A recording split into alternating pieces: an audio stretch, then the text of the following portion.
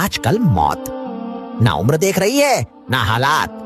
5 साल का बच्चा भी दफन हो रहा है और 25 साल का जवान भी।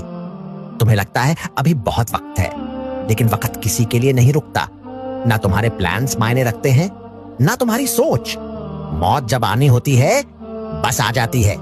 इसलिए जीते जी संभल जाओ, सजदे में लौट आओ। क्या पता अगली सांस आखिरी हो।